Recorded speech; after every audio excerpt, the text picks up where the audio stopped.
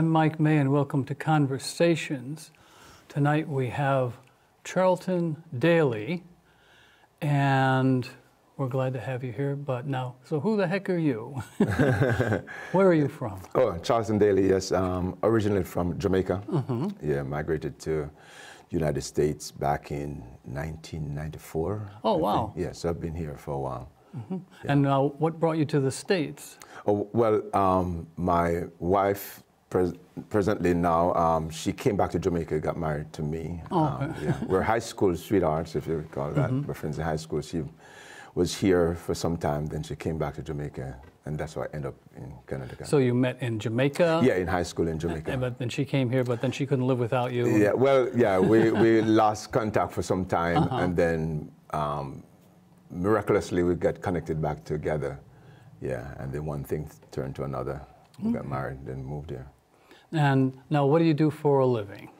I'm a pastor. Yeah, before I was a cabinet maker, but now I'm a full-time pastor.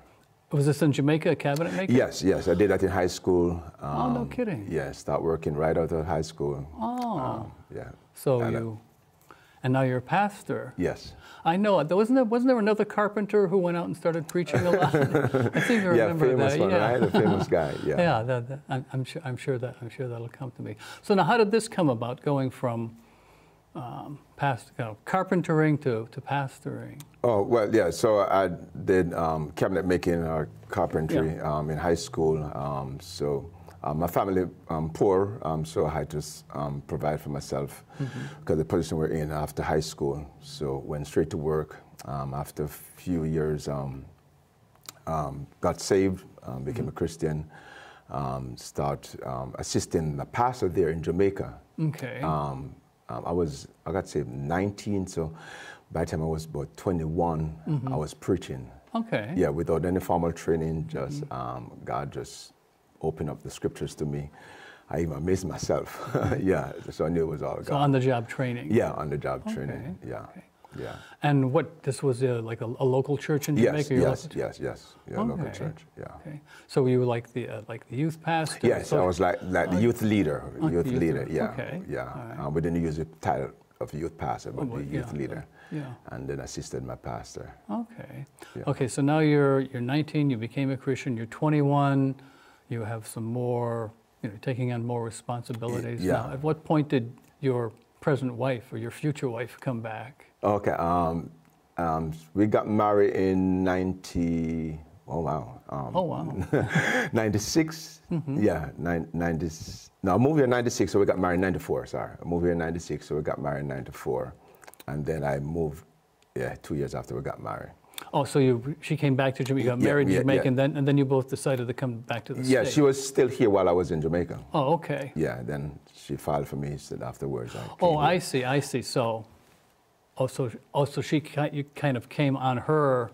Yeah, right. I don't want to say coattails. I don't know what the word is, but so yeah, like she sponsored me to be sponsored. That's the word. I'm looking for, because now you're married. Yeah, we're married. Yeah, all right. So I know she can't live without me, so I had to move here to be with her. From Jamaica to Connecticut, though. And it turned out. I mean, initially, personally, I wasn't really interested in coming to live here. But after moving here, I liked it. I liked it when I moved here after, Now, what does she do? She's a nurse. Oh, no kidding. Yeah. Oh, wow. Where is she a nurse? She works with DPH, the state of Connecticut. Oh, okay. So when you see those people being investigated in the nursing home and hospital, she keets people in check. I better not say anything. Yeah, she keeps people in check. Yeah. Okay. So now you've moved from Jamaica. You're settled in Connecticut. She's working as a nurse. Yeah. And so now, what did you do when you first? Yeah. So initially, when I came in, the first year I worked with a mail processing company, and then a year after, I got a job with a large cabinet making company in Avon. Yeah. Oh, in Avon. Yeah. So you went. Okay, so your cabinet making came in handy. Oh yes.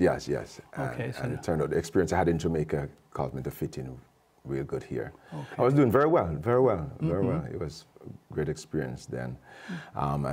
Then we started a church. I was attending a church with her initially, yes. Then And where was this? This in Hartford.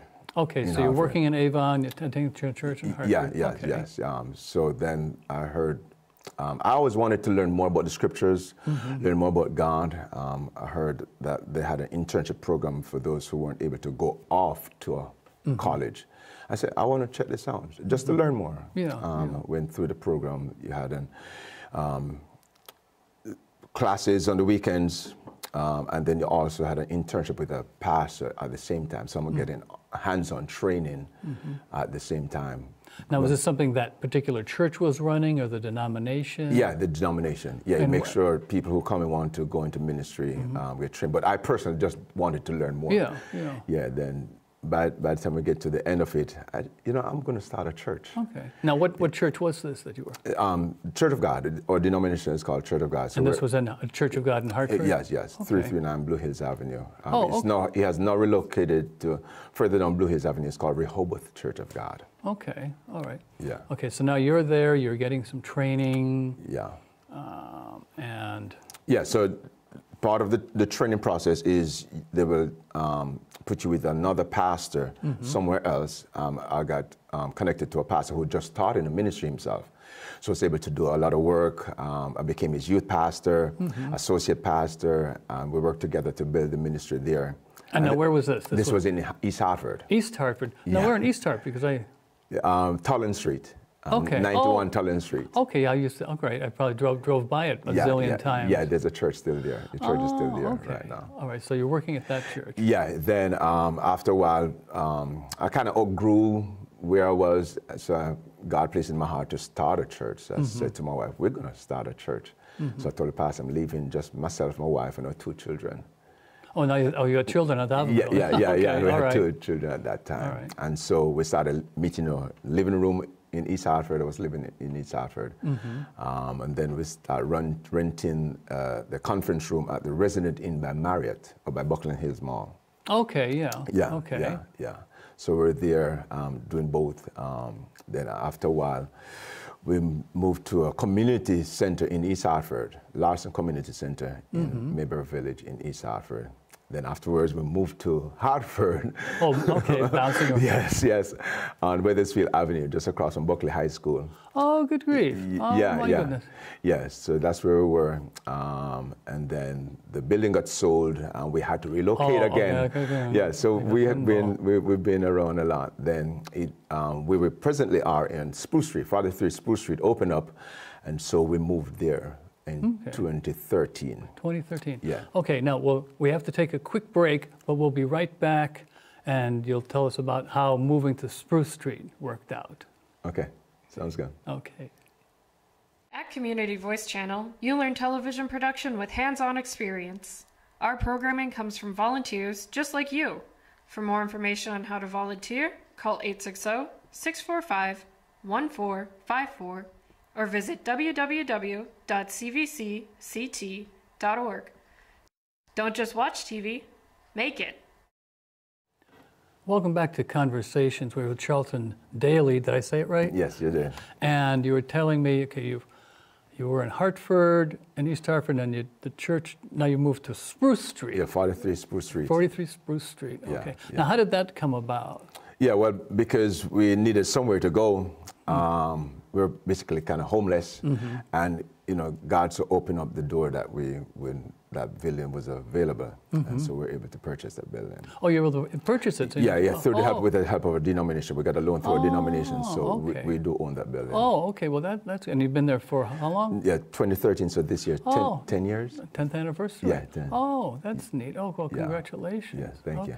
Yeah, and amazingly about that place, while I was at the Resident Inn years before, I would drive out of Manchester. I drove that street so many times. Saw the church. I said, nice little church. I didn't realize I would end up there. And someday you wind up there. Yeah. Okay, so now when you first moved in, okay, you're at the church, your congregation came with you. Yes. And so what happened? Okay, here we are in this new building, now what? So quite a few congregation came up with us. So now we try to, connect with the neighborhood, settle in. It's different from what we're used to. So we had to, make some adjustment, and so main thing we're doing when we just moved in, get to know the neighborhood, get to know people in the neighborhood, connected with ministry that we're serving the neighborhood. We got connected with Mac Charity right away. Okay, yeah. Yeah, yeah. So we're one of their partners. Yeah, it's just to help people in the community. And doing what? How do you help? Yeah, so we help to fund Mac Charities so that they can provide meals, clothing. We do donation to them so they can provide clothing, food, whatever the community needs. Okay. Yeah, because right now, the side church we don't have the infrastructure to do it ourselves. So why reinvent the wheel? Why not partner with another organization that's already established? Okay. Yeah. Now, what else? So what else has been going on at the church? You've been working with Mac. Yes. Settling in the neighborhood. Yes, and also during that time, even before I started church, I've been involved in prison ministry. Oh, really? Yes, yes. So the only thing that has disrupted that is COVID. Oh, So soon after I just moved here from Rehoboth Church, it was Blue Hills Church of God then, I was a part of the prison ministry team. And then after a few years, I actually was leading the Bible studies on Wednesday evenings at the one of the prison up in Enfield. Which one? Summers. Summers, okay. Yeah. Oh, so you're Osborne, Osborne Correctional in Summers. Well, it's interesting because I did something like that for a couple of years. I saw something in the paper. They were looking for people to help run a Bible study at the Juvie Hall in Hartford on Broad Street. Yeah. And I called someone and they set it up. So I did that for about a year and a half. Like once a week, I'd go down, and then COVID hit. Yeah. And that shut things down. I've been wanting to get that going again, but I've just had too many other things moving and such, and other things going on. Yeah, so that has been one of the highlights of my ministry, especially going there, and then sometimes when these guys get out, they'll contact me, let me know how well they're doing. Right. You know, some of them have become ministers themselves. So they have. Yes. Now, well, tell me about that. How did this come? Yeah, right. So as I said, our group are going on Sunday mornings to do worship service. And this is up in Summers. Yeah, right. And then also on a Wednesday, they will do a Bible study then. The gentleman that was leading that, he retired, moved. So then I took over on Wednesdays. So we're going up on Wednesdays for 3 months on, then 3 months off to do Bible studies. So sometimes we got 200, 100. Really? Yeah. Oh, that's large good. Bible Wow. study. Yeah, that's good. Larger than my congregation. Yeah. So just to see their lives change, I mean, yeah.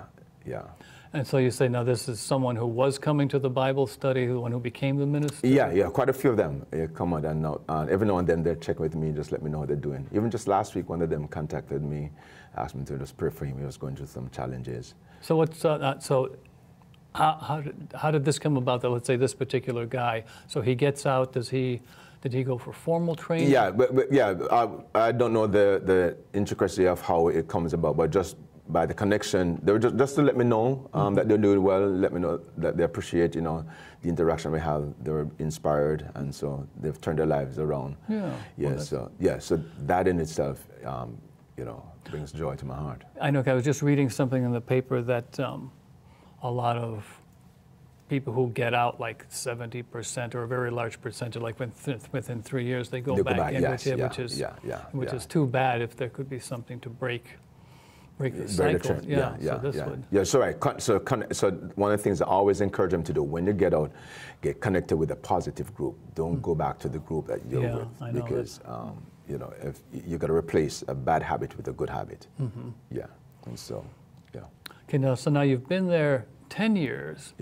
And so what would you like to see next, like maybe down the road a little bit? So one of the things, we all know COVID kind of disrupted a lot of things. Yes. So right now, I want to see more people from the community, from the neighborhood, be a part of the church. So that's been our focus lately, evangelism. So be very, very local again. Yes. Okay. So one of the things I've been doing also since after COVID is to build connection with other churches. Actually, that's how we end up meeting. Yeah, that's right. Because my New River Church. Yes, right. There. Okay, so, that's right. I connected with the other churches. Became a part of a pastors' meetup that we do every third Thursday of each month.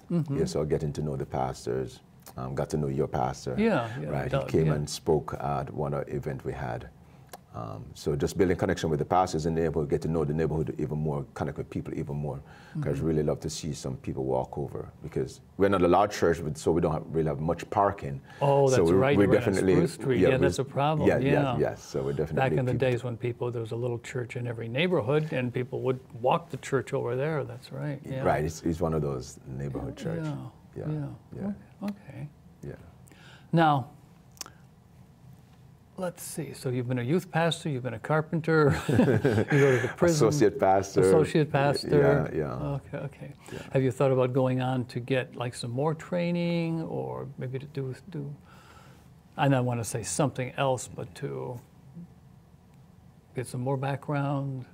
Yeah, well, I've done some online classes. Our denomination have a Lee University that I was able to attend online, so I did some classes. We also have a theological seminary, which I've done. So I like to learn, so I'm always learning. Yeah. I'm always learning, So what have you learned lately? What have I learned lately? Yeah. That I don't know much. Yeah. Well, like what's one of the courses let's say you took online? Counseling. Oh, counseling. I did a counseling course. Yeah, being a pastor. And that was just before COVID, so it came in real handy before COVID, because since COVID, I've been even doing counseling on Zoom, people outside of church, people. Well, that's true. You can do it by Zoom now. Yeah. That can be a whole lot easier. Yes. So what kind of things do they teach you on a counseling course? Yeah, well, how to talk to a person, how to listen, because one of the main gifts a counselor should have is listening. And not just listening to just the words, but to the person. Okay. Yeah, because a person communicate with more than just words. All right. Okay, that's good. Okay, we've got to take another short break, but we'll be right back. At Community Voice Channel, you learn television production with hands-on experience. Our programming comes from volunteers just like you. For more information on how to volunteer, call 860-645-1454 or visit www.cvcct.org.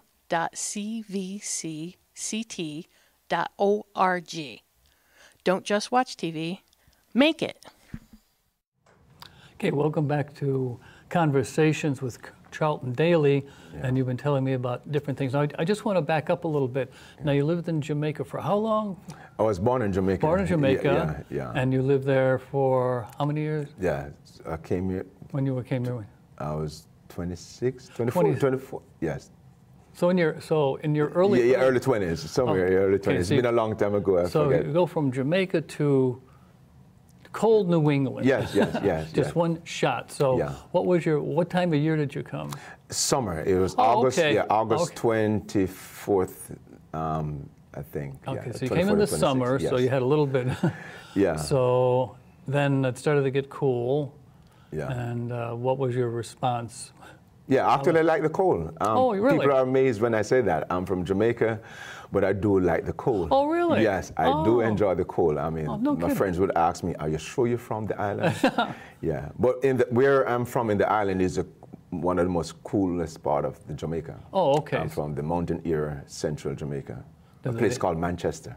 Manchester. Okay. Now, do they have snow in Manchester? No, but it gets real cool. It gets real cool. But no snow. No snow. Now, had you experienced snow before? No, first time when I came here. It was snow. Okay, so now that's interesting. So as an adult, I mean, obviously you see it on TV, and you're not. So, but what was your response like the first time you went out walking in the snow? Well, of course, first time amazed. I was seeing it on TV, and then to touch it, feel it. So when it just started to snow, my friend called me. It's snowing. You got to get outside to go check it out. So I went. Yeah. Because I had kind of like the inverse happen. I was born and raised around here. Okay. And I did live in California for a while. But my wife and I, when we got married, my father was generous and gave us enough money. We were able to take our honeymoon on St. Croix, which is in the Caribbean. So we get to St. Croix, and we get to our hotel. And, there's the ocean. We go to the ocean, and we put our feet in, and the water is... cold. No, it's warm. That one is warm? Okay. It's warm. What time of day was it? This was in October, but it was like bath water. Okay. And because we're used to the water around here. So we were just wearing like our shorts and stuff, but And we just jumped in. Yeah. We said, the water's warm, the water's warm. This is ocean water. Yeah, you had a good time in, yeah. Okay. we loved it. But again, just to be warm ocean water, that just didn't, you do go for a dunk in the ocean to be refreshed and to feel. Nice. Now, you had said something, this is backing up a little bit. Because someone was, for a sound check, they asked a random question. You say, what did you have for breakfast? So for me, I have like a protein shake or something like that. Yeah. But now, what did you have for breakfast? Fried dumplings. Fried dumplings and what else? And plantain with eggs. Fried dumplings and plantains. Yeah. Now that would be, for me, that would be a very unusual breakfast, but okay. Yeah. Is that a typical island? Yeah, it's a traditional, yeah. And what are the dumplings stuffed with? Yeah, it's just flour. It's made into a dough. It's almost like a fried dough. Yeah. And then you fry the plantain? Fry the plantain. Fry the plantain. Yes, and had some eggs today. But you don't like coffee, you said? No, I don't like coffee. But you would have tea. I like tea. Okay. Now, isn't Jamaica a good place for coffee? We grew coffee. We had a coffee plantation in my home. Oh, no kidding. Yes, we did. We had a coffee plantation. Tried coffee, didn't like it. Oh, really? So you just... Yeah, but we farmed it, sold it. Oh, you mean your family had a place? Yeah. Oh, that was like a family business? Yeah. We had a large property. Oh, no kidding. Yeah, so we grew coffee plants. But you didn't trust your own product? No, I tried it, but didn't like really? it. Okay. No one says you have to. And I've tried it since I came here too, and still. Oh, really? Okay. Yeah. Well, not under any obligation to. Yeah.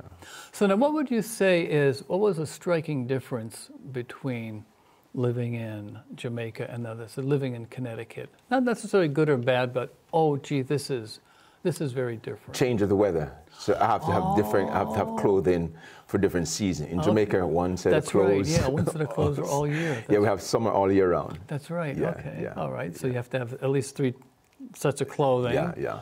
And, so clothing, what might be something else? Food. Okay. Yeah, because especially where I'm from, all our food is organic. Oh, okay. Yeah, most of our food we plant ourselves. Then we come here, realize the food is different.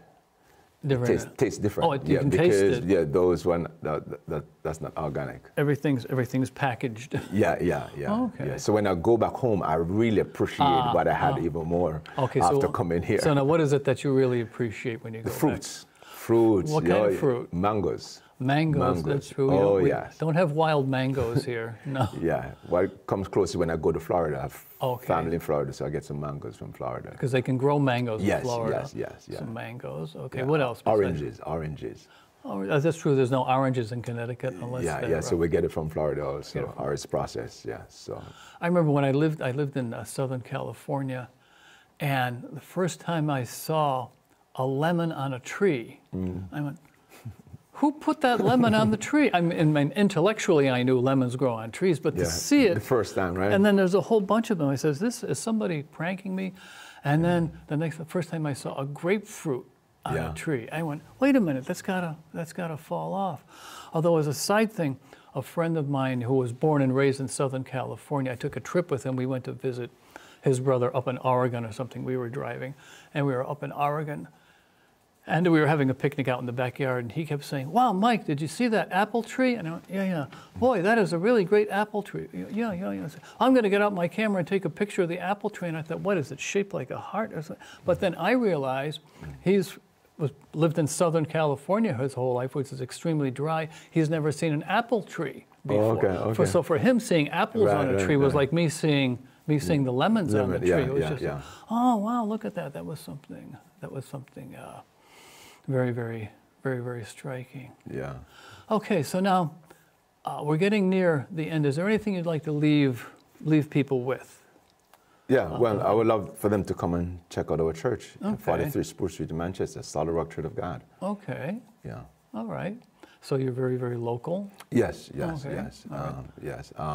I've been on the IHS radio station to do some of their Bread of Life programs, so I've been on that a few times, but for the most part local. We're on Facebook and YouTube also.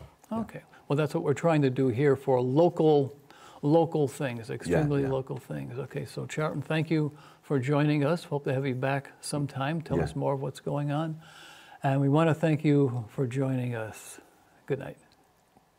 Thanks. Thank you.